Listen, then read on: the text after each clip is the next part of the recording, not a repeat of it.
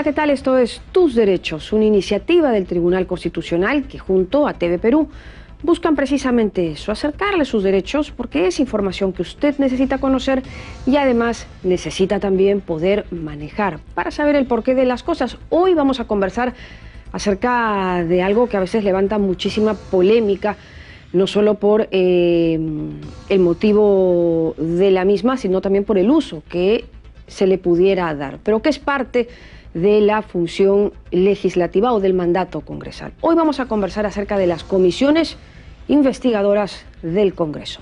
Soy Rocío Aliaga, bienvenidos. El Congreso de la República, el órgano representativo de la Nación, tiene como funciones principales la representación de la Nación, la dación de leyes, la permanente fiscalización y control político, así como a la eventual reforma de la Constitución y otras funciones especiales. Dentro de la función de control político encuentran marco las comisiones, que son grupos de trabajo especializados de congresistas cuya función principal es el seguimiento y fiscalización del funcionamiento de la administración pública. En esa orientación se encuentran las denominadas comisiones investigadoras, encargadas del estudio, indagación y análisis de ciertos asuntos puntuales. Aunque la decisión final de sentencia no la tiene el Poder Legislativo, sino el Poder Judicial actuando en manera independiente. Toda conclusión se envía al fiscal de la Nación. Bueno, y ese es el informe que siempre nos da pie, ¿no? Nos da contexto para empezar aquí un poco la conversación respecto del tema que vamos a tratar, en este caso las comisiones investigadoras del Congreso, que como refería en un inicio muchas veces llevan a la polémica, ¿no? Por la iniciativa que tienen, por el uso que se le pudiera dar, pero finalmente es parte de hecho de un fin congresal. ¿No es así, Felipe? Buenos días. Así es, Rocío, ¿cómo te va? En realidad esto se inscribe dentro del debido proceso en sede parlamentaria, ¿no? Esto es, las comisiones investigadoras que, como tú bien dices, desarrollan una de las funciones que tiene el Congreso, que es el mandato de fiscalización, ¿no? Están sujetas también a las reglas del debido proceso que, por ejemplo, se ven en los juicios ante el Poder Judicial, o no, o están liberadas, están exentas de cualquier tipo de control, cualquier tipo de garantías para las personas que se someten a estas comisiones investigadoras. Entonces, ahí esta sentencia lo que ha buscado es un punto de equilibrio. Es, por un lado, resguardar el derecho que tenemos todas las personas de, una vez sometidos a una comisión investigadora, que se vean resguardados nuestros derechos dentro de lo que se conoce como debido proceso parlamentario. Ajá. Pero frente a esa legítima aspiración, también debe verse cautelada la otra, que es que el interés ciudadano clama porque los congresistas tengan realmente todas las prerrogativas que les permitan cumplir adecuadamente con su función de fiscalización. Que no se vea, en todo caso, entorpecida esta función de fiscalización con una exagerada garantía de los derechos de las personas que acuden a ella. Bueno, y más puntos que veremos más adelante ya con nuestro invitado. Nos vamos a ir una pausa rapidito, volvemos en Tus Derechos para hablar de comisiones investigadoras del Congreso.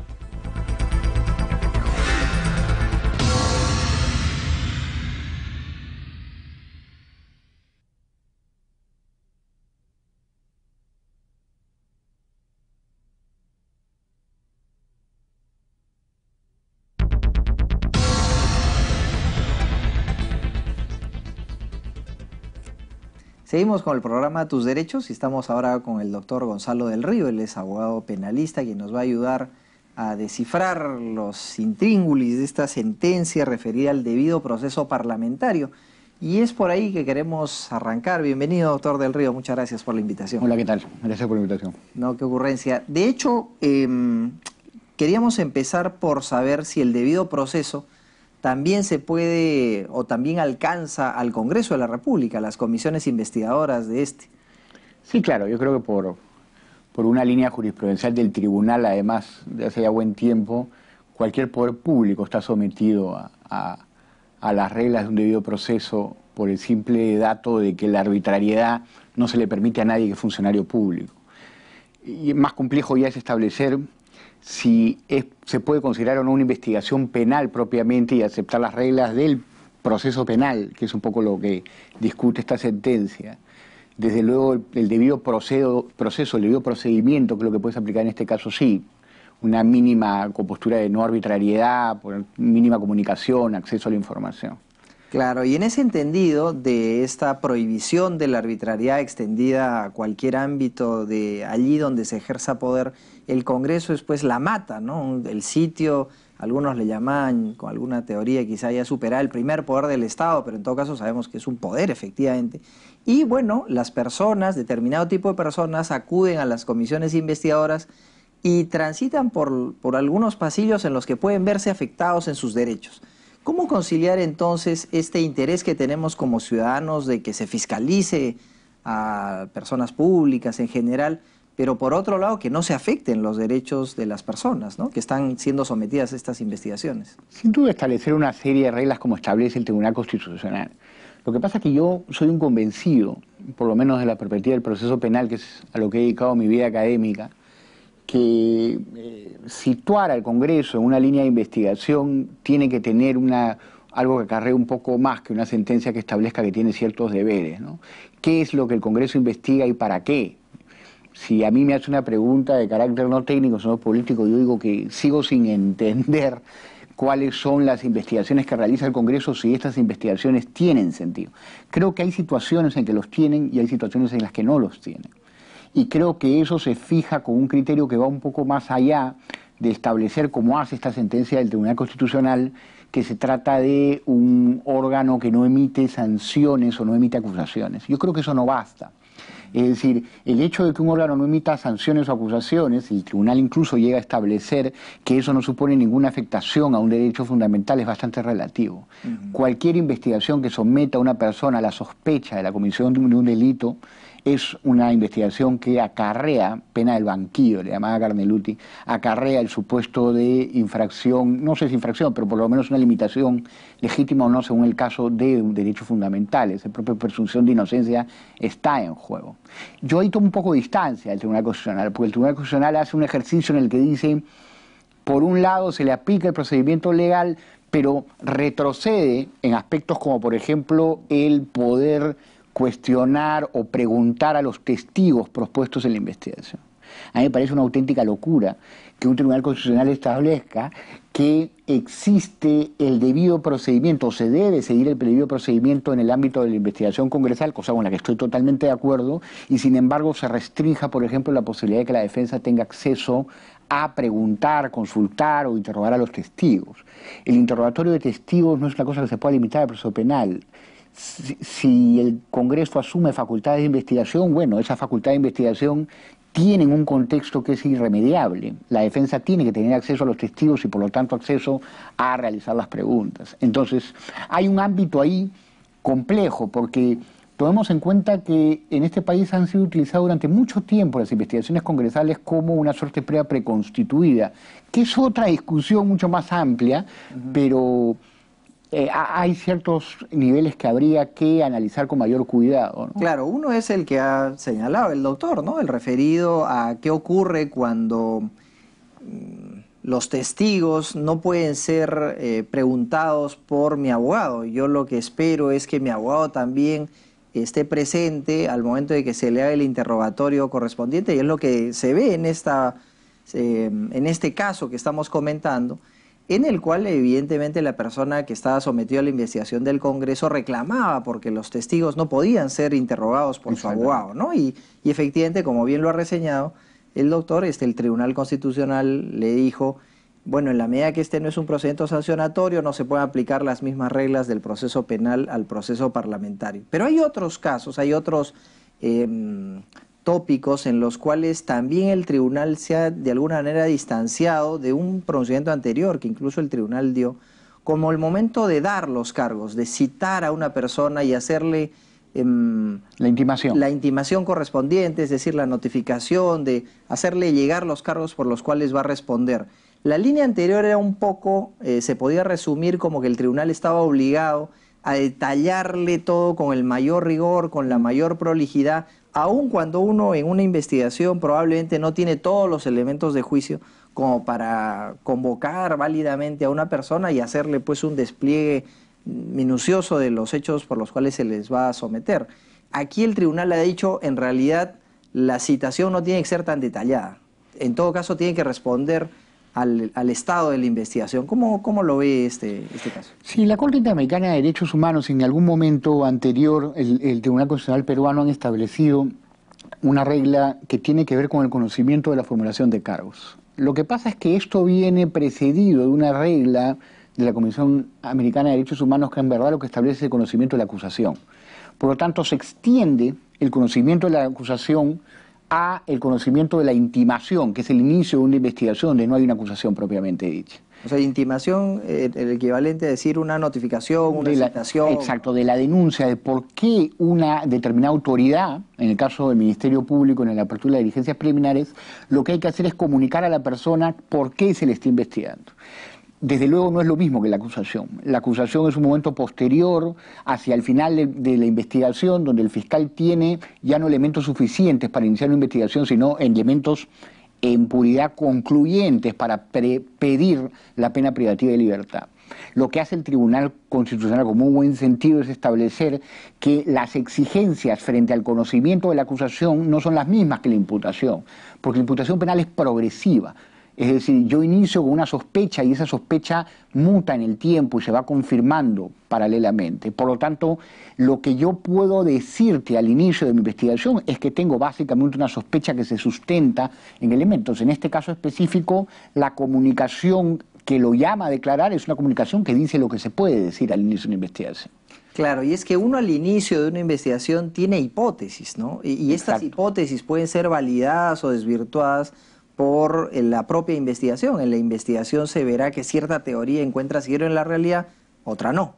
Entonces, lo que dice aquí el tribunal efectivamente es, no podemos ser tan exigentes con los parlamentarios cuando esto está en estado embrionario, ¿no? Cuando está recién empezando la investigación. Sí, y otro dato que incorpora la resolución es un dato que tiene que ver con el levantamiento del secreto bancario. Para yo levantarte el secreto bancario te tengo que comunicar la existencia de una investigación.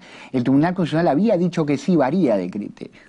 Esa variación de criterio puede ser discutible. El artículo 338 del Código Procesal Penal establece que la existencia de cualquier medida coercitiva o diligencia que suponga derechos fundamentales exige una previa formalización de la investigación. Formalizar la investigación en el Código Procesal Penal supone intimar, dar al imputado los conocimientos de los cargos. Ahí la sentencia del Tribunal Constitucional utiliza una norma del Código Procesal Penal que habría que tener con cuidado, porque no es una norma que necesariamente soporte la posición que tiene. Sin embargo, hay una cuestión que es cierta. Las medidas de carácter de restricción de derechos fundamentales como estas, destinadas a la búsqueda de prueba, son medidas que en principio pueden frustrarse si uno le comunica al imputado que tiene. Ahora, hay que tener cuidado con el levantamiento del secreto bancario, no es algo que la persona pueda modificar. La incautación es una medida que tiene mucho más razón de ser. Yo te comunico que tienes una investigación penal, luego a la hora de incautarte no te voy a encontrar nada porque habrás levantado todos los efectos o instrumentos del delito, por lo tanto no habrá nada que incautar. Genera la fuga o genera la percepción de un imputado, podría generar el conocimiento de la imputación. Pero el levantamiento del secreto bancario tiene sus matices, es decir, uno no puede modificar el secreto bancario pasado en tiempo futuro, uno no es la SBS para hacer eso, por lo tanto, ahí el Tribunal Constitucional acude a un concepto de peligrosidad de la medida y por lo tanto justifica la no comunicación de la existencia de una investigación con carácter previo al levantamiento del secreto bancario con el que puedo tener algunas dudas. Probablemente habría que analizarlo caso por caso, pero es cierto que esta sentencia quita esa exigencia y por lo tanto establece que lo único que tiene que existir para permitir el levantamiento del secreto bancario en sede congresal es la conformación de la comisión de investigación, pero no la comunicación de los cargos, que viene a ser más bien, por imperio de la misma decisión de la sentencia, un requisito para la declaración, que conozca los cargos antes de declarar, ¿no? Correcto, vamos a seguir viendo este tema del debido proceso parlamentario luego de una pausa.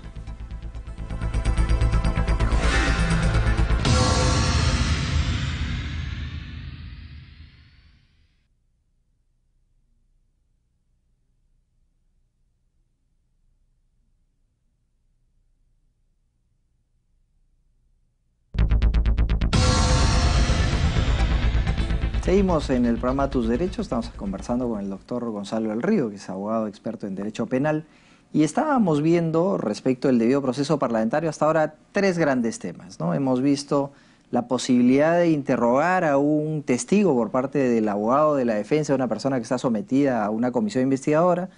Luego, respecto de la citación que recibe una persona o la intimación, qué nivel de detalle se debe tener. Y nos quedamos en el tema del levantamiento del secreto bancario, que el tribunal, digamos, ha modificado el criterio en la medida que ya no se exige que se comunique previamente a la persona investigada de que se le va a levantar el secreto bancario, sino que basta con que se forme la comisión investigadora. Pero hay un cuarto punto que quizá convenga detenerse un momento, que es el tema de la imparcialidad del parlamentario como persona que está conduciendo una investigación. Y entonces aquí tenemos que pueden haber dos lecturas de esto, ¿no? Podemos identificar al parlamentario con un juez o asignarle un rol autónomo y no pedirle tanta imparcialidad como a un juez, ¿no? ¿Cómo ve este tema? Es sumamente complejo, porque pasa lo mismo que sucede con el fiscal, ¿no? Yo siempre digo que llamar al fiscal un fiscal imparcial es una incorrección contradicto in termini, ¿no? Un fiscal no puede ser imparcial, porque un fiscal es parte y punto. Y yo siempre soy muy crítico de esa situación.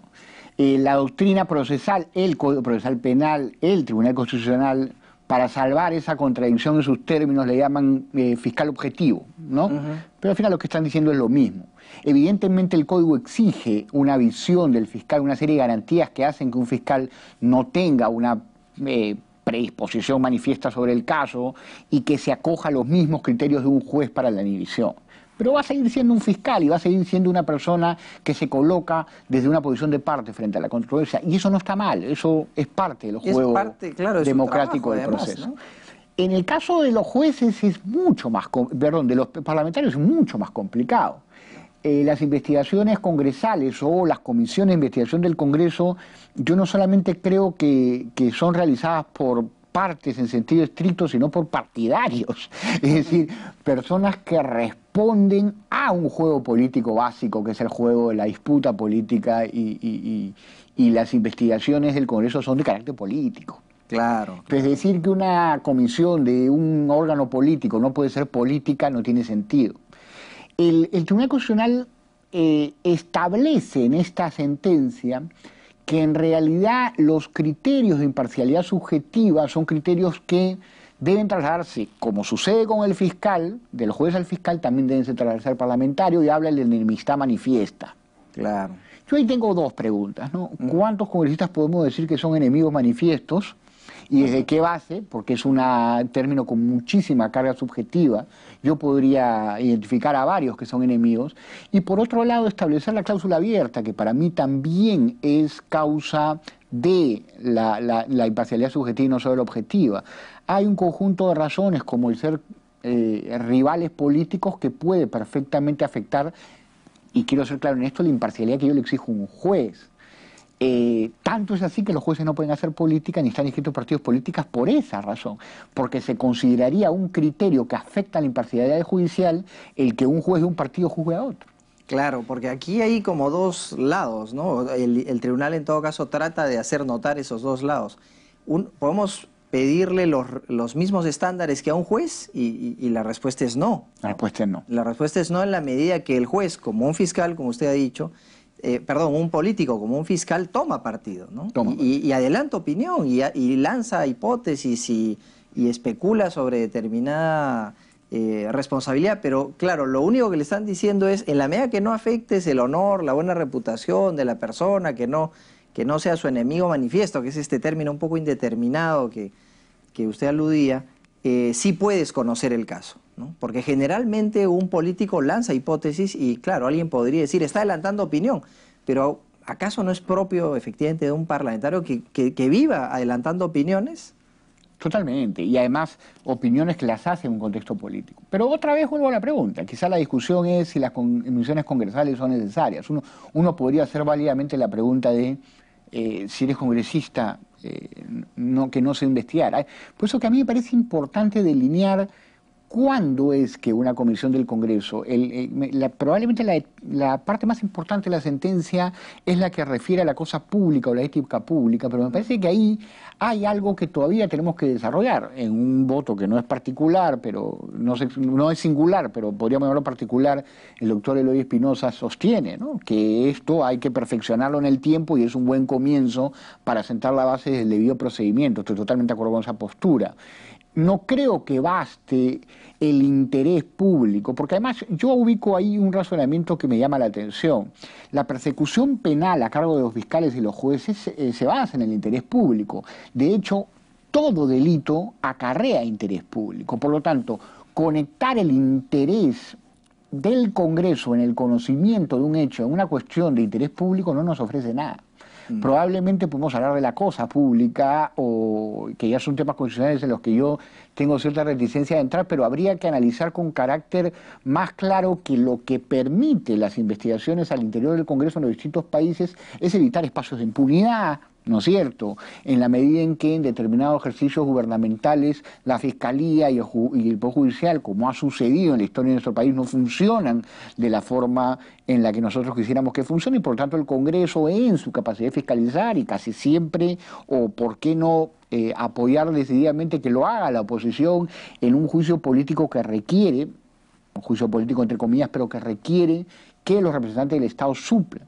Pero establecer para cualquier supuesto, independientemente del caso que trae esta sentencia, que no, claro, no voy a emitir una opinión personal, pero traer cualquier caso que involucre la afectación de institución del Estado, del erario del Estado, cualquier delito de función pública se traslada al Congreso por su simple condición de interés público, me parece que es discutible. Entonces, yo creo que las comisiones del Congreso tienen que partir de esa premisa para establecer que es válida el adelantamiento de opinión en situaciones que exigen una investigación política por circunstancias especiales, y por circunstancias que además yo creo que tienen que ver con ciertas crisis y elementos donde el Congreso tiene algo que decir.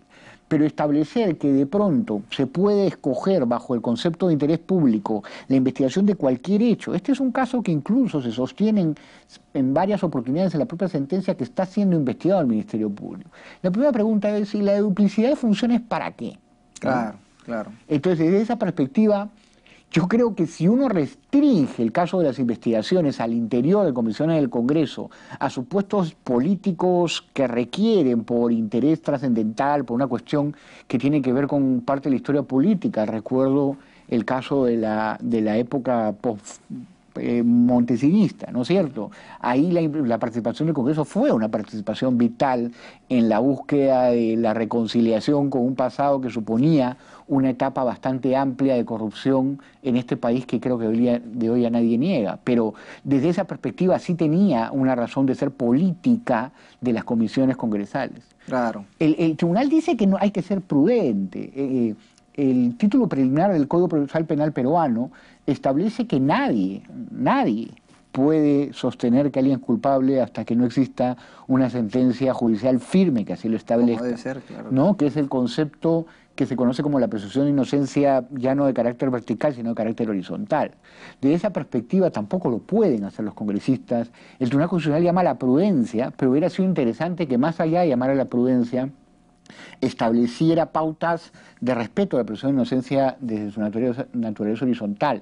Y por otro lado, me parece que hay ciertas cuestiones que todavía hay que corregir en el ámbito congresal, es decir, quienes forman una comisión de investigación, adelantar criterios es algo que, más allá de su condición política, adelantar criterios es una cuestión que va a contrario sensu de lo que significa ser un investigador. Entonces, si te tocó ser parte de una comisión de investigación, cae hasta que culmine. Tampoco es tan complicado. Es lo mínimo que le puedo exigir a una persona que realiza una función de fiscalización. Obviamente, si eso se sanciona con la nulidad o no, y creo que esa es la postura del tribunal, es otra cosa, pero en un código que involucre un procedimiento, que regule un procedimiento al interior del reglamento del Congreso, esperar que los integrantes de una comisión no adelanten opinión es una cuestión, para mí, de trámite. Es decir, algo que debería reunir un código de esta naturaleza yo creo que más por coherencia que por la constitucionalidad de su exigencia, ¿no? Muy bien, le agradecemos mucho al doctor Del Río. Este tema da para muchísimo más. El debido proceso en sede parlamentaria tiene múltiples aristas. El Tribunal Constitucional ha expedido una serie de precedentes vinculantes que son de observancia obligatoria, no solo para jueces y tribunales, sino para todos los operadores del derecho, parlamentarios también, y por eso es bueno darle un ojo y revisarlo. Seguimos con las frases del programa. Cualquier investigación que someta a una persona a la sospecha de la comisión de un delito es una investigación que acarrea pena del banquillo. Muy bien, y esas eran las impresiones u opiniones de nuestro invitado de hoy en el programa, y al cual concluimos, en todo caso, dejando algunos puntos en claro, ¿no? Se parece, porque mucha gente pues puede intuir que esto es un proceso también medio judicial y al final no va a llegar a nada, es que tampoco tiene que llegar a un tema sancionador porque no le corresponde, como comentabas al inicio. Luego esto pasa al Pleno y si hay indicios suficientes, bueno, pues lo tomará en cuenta el Ministerio Público. Pero, digamos, es un tema más político, ¿no?, que legal. Sí, es un procedimiento eminentemente político. Y eso determina que muchas reflexiones y luego juicios que ha elaborado el Tribunal Constitucional reafirmen este carácter eminentemente político. Por ejemplo, uno de ellos es el de la imparcialidad. Uno muchas veces ve a los congresistas que elaboran alguna hipótesis respecto de las personas que van a la comisión investigadora. Entonces, en esta sentencia se reflexiona sobre si esas hipótesis que elabora un político pueden implicar un adelanto de opinión. Porque estamos en la lógica del juez. Nosotros vemos a un magistrado del Tribunal Constitucional que jamás adelanta opinión, y así debe ser. Pero en cambio un político que está dentro de una comisión investigadora que no es sancionatoria, podemos exigirle eso mismo si estamos hablando además de alguien muy parcializado. Un político, por definición, es alguien que tiene muy claras las cosas, ¿no? Entonces tiene una orientación. Entonces lo que está diciendo el tribunal en esto es que no le podemos exigir lo mismo a ese parlamentario, y lo que sí le debemos exigir es que, por ejemplo, si tuviese un interés personalísimo en el asunto, por ejemplo, una enemistad manifiesta con la persona que está siendo investigada, en ese caso debe abstenerse. Si no, tiene todo el derecho de participar como investigador. Claro, a no ser que el tema sea manejado de manera reservada, ¿no? Que ahí sí es que se le pide cierta prudencia a los congresistas. Bueno, con eso llegamos al final de esta edición del programa. Nos vamos, como siempre, recordándoles que cualquier sugerencia o tema que ustedes estimen lo podemos conversar acá para ustedes. También nos van a llegar a través de nuestras cuentas en las redes sociales. Continúen en TV Perú, mucho más que ver. Chau, chau.